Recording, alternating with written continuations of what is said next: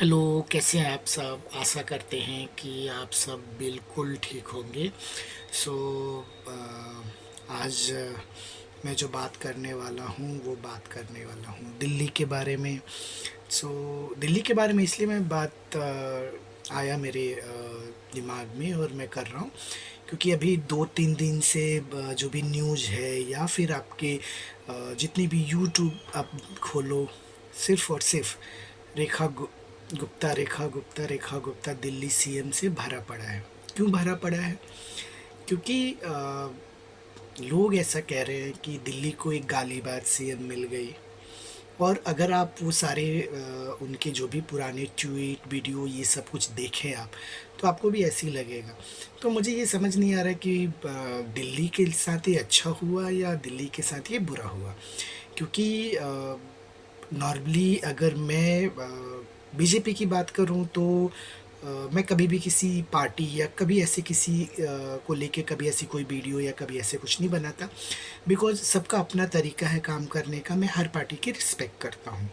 जहाँ तक बात करते हैं बीजेपी का, तो मैं बीजेपी का मतलब ऐसा नहीं है कि बीजेपी मुझे पसंद नहीं या मैं बीजेपी के अगेंस्ट हूँ।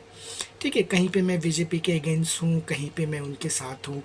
बिकॉज़ जिस तरह से मोदी जी ने वर्ल्ड वाइज़ भारत को एक रिकॉग्निशन दिलाया है, वो बहुत मेरे लिए रिस्पेक्टेबल है।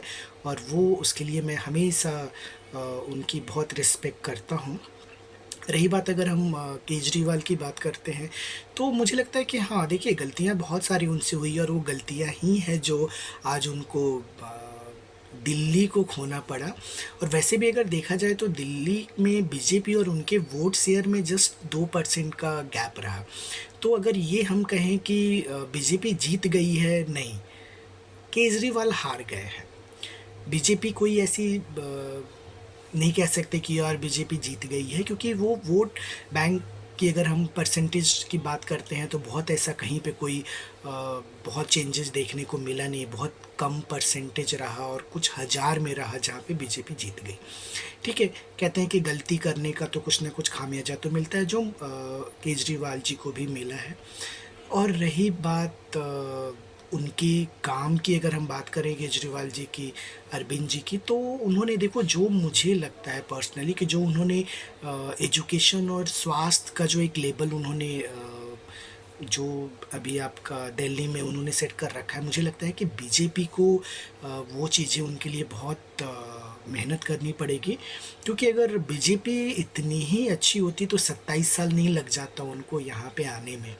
तो चलो, अच्छा है, होप कि वो अच्छा काम करें।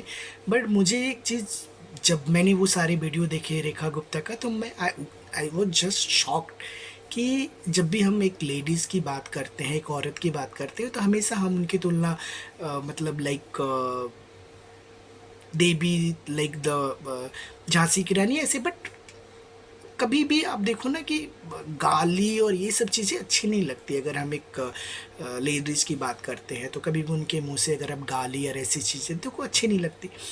अभी तो देखो, क्योंकि क्या होता है कि आप अगर एक गलती करते हैं तो लोग उसको 100 चीज़ें बढ़ा के करते हैं। आई होप कि वो जितने भी वीडियो आ रहे हैं, जितने भी ये चीज़ें हों, सब ठीक है। वो हर कोई करता है कि एक गलती आप करो तो 100 चीज़ें वो बढ़ा के और ऐसे की जाती है। होप मुझे ऐसा है कि बीजेपी बहुत अच्छा करे। और जो अभी लोग ये कह रहे हैं कि दिल्ली वालों के साथ धोखा हो गया, बीजेपी ने किस चीज़ का बदला लिया है, ऐसे सीएम दिया है जो गालीबाज है, ये है, उसको तमीज़ नहीं है। तो मुझे लगता है कि ये सब चीज़ें आगे ना दिल्ली वालों को सुनने को मिले। और बीजेपी डेफ़िनेटली बहुत जगहों पे काम अच्छा करती है। और आई थिंक बीजेपी इन सब चीज़ों को भी देख रही होगी। और मोदी जी तो हैं ही देखने के लिए।